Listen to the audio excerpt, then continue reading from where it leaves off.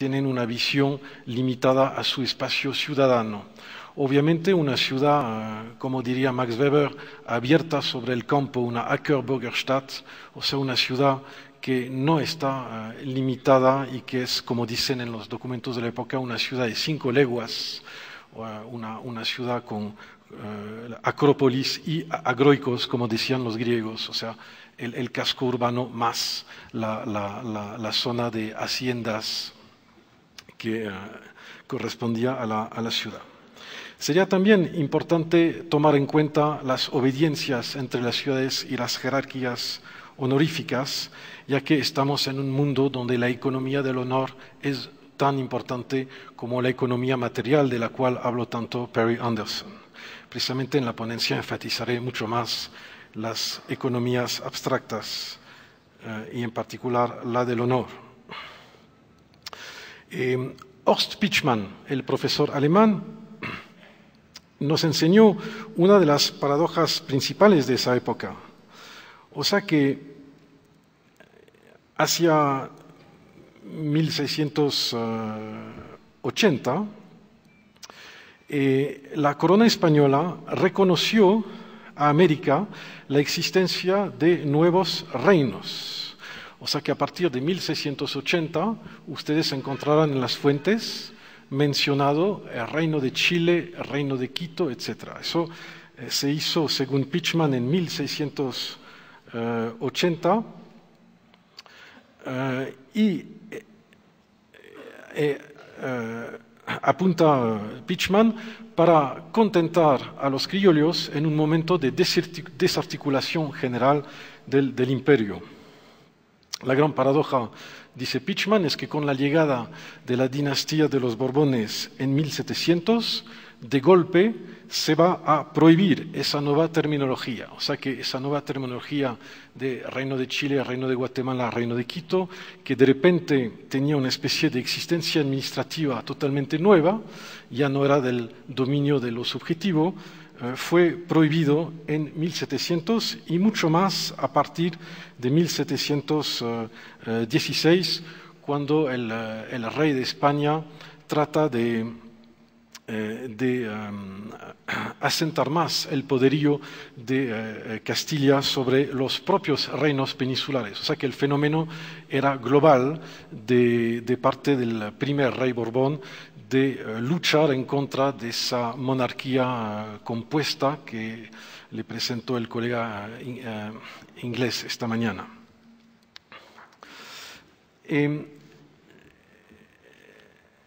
Es interesante esa evolución del siglo XVIII, o sea, prohibir de manera gradual el vocabulario antiguo de Reino de Quito, Reino de la Nueva Granada, a favor del vocabulario moderno de los Borbones, Virreinato de la Nueva Granada, porque precisamente tiene que ver con una modificación de la naturaleza del lazo del vasallaje, para no decir, obviamente, lazo colonial. Hay una modificación de la textura de las cuerdas de imaginación. El virrey Pedro Mesía de la Cerda se inquietaba en 1772 de la dificultad de gobernar el virreinato de la Nueva Granada. Según él, no les voy a leer una larga cita, pero la obediencia de los habitantes del reino solo reposaba sobre su libre albedrío y la envidia que tenían de ejecutar o no los órdenes del virrey. O sea que según el propio virrey no había sujeción verdadera de los súbditos a su propio poder. Y él apuntaba a los dos grandes peligros del virreinato, los indios bravos, pero mucho más temible, sus propios vasallos desobedientes. Y Mesía de la Cerda apuntaba enseguida la ciudad de Quito. Escribe en 1772 y designa a Quito como el foco más peligroso del virreinato de la Nueva Granada. ¿Por qué hablar de Quito? Porque en 1765 Quito fue el objeto de una conmoción extraordinaria, una rebelión en el mes de mayo-junio del 65, que muchos colombianos ignoran a veces, incluso los quiteños lo hemos podido ver durante los coloquios del Bicentenario. El historiador Anthony Macfarlane no vacila en afirmar que los acontecimientos de Quito en 1765 han constituido la insurrección urbana la más larga, la más extendida y la más formidable que ha conocido la América española en el siglo XVIII, y la califica de inédita y de singular. Esa revolución de estancos, tal como pasó a la posteridad, se debió obviamente a la racionalización de la percepción de los impuestos aduaneros, se debió a la imposición del monopolio real sobre los alcoholes y, bueno, a un odio sin freno de la plebe de los barrios de Quito con respecto a los españoles europeos. El historiador ecuatoriano González Suárez, ya a finales del siglo XIX, decía que esa revuelta había sido dirigida contra el mal gobierno y no en contra del rey.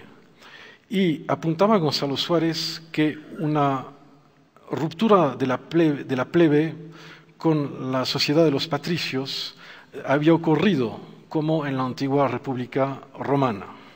Sin embargo, añadía González Suárez, la ínfima plebe había sido guiada por algunos oidores reales, pero mucho más por ciertos marqueses de la ciudad, en particular el conde de Selva Florida y otros, deseosos de botar afuera de Quito a los españoles europeos. En una crónica secreta que tenemos de los acontecimientos de Quito, del oidor Juan Romualdo Navarro, se escribe que se sabe muy bien que algunos patricios quiteños se sienten más soberanos que el propio rey. Los trabajos recientes de Anthony Macfarlane, de Martin Mitchum, de Kenneth Andrian dicen todos lo mismo. En Quito, en 1765, el gobierno del rey se interrumpió por unos meses a causa de una coalición de criollos y plebeyos. Se interrumpió en el sentido en que los oidores tuvieron que salir de la ciudad con todos los españoles europeos y Quito se quedó sin gobierno real. Es un caso único en la historia de las proximidades de la colonia. La pacificación fue sumamente violenta y, como siempre, vino de Lima.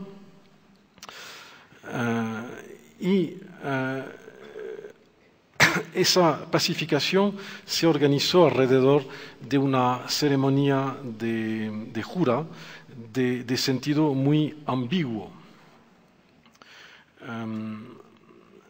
Bueno, no quiero tampoco entrar en los detalles. Lo más interesante es que el virrey Mesía de la Cerda, con respecto a esos acontecimientos de Quito, escribe que no puede ser la plebe que había sido al origen del tumulto, ya que la plebe no tiene otro empleo que el de sus trabajos manuales y que la plebe no posee haciendas y que la plebe no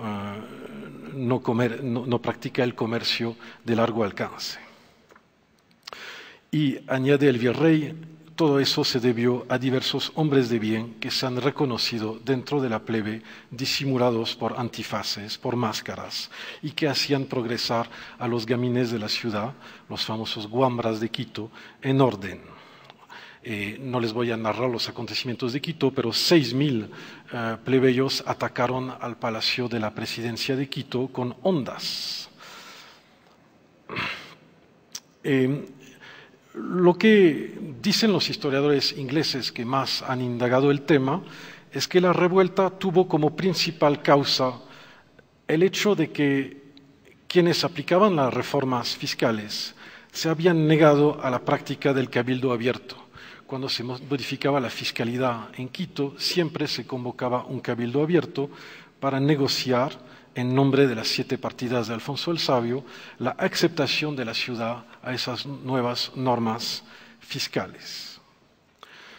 En marzo del año 66 está el ejército pacificador de 600 hombres que vino de Lima. Hace falta reanudar las cuerdas de imaginación y aparece de manera abrumadora nuevamente esa metáfora de reanudar las cuerdas de la sociedad que han sido rotas o deshechas. El pacificador Juan Antonio Zelaya, que entra en la ciudad, quiere hacer una pacificación total de la plebe, según se dice en los documentos de la época, pero se da cuenta que sería enjuiciar toda una ciudad que se había rebelado y escoge otra figura de pacificación muy interesante, que es la pacificación por el agrio dulce, expresión de la época y que remite al símbolo de la granada. La granada es una fruta agridulce, eso es jeroglifo de la granada, emblema onomástico del reino. El rey es a la vez un rey de justicia, agrio, que es capaz de mandar a la horca, pero es también un rey capaz de perdonar, un rey dulce.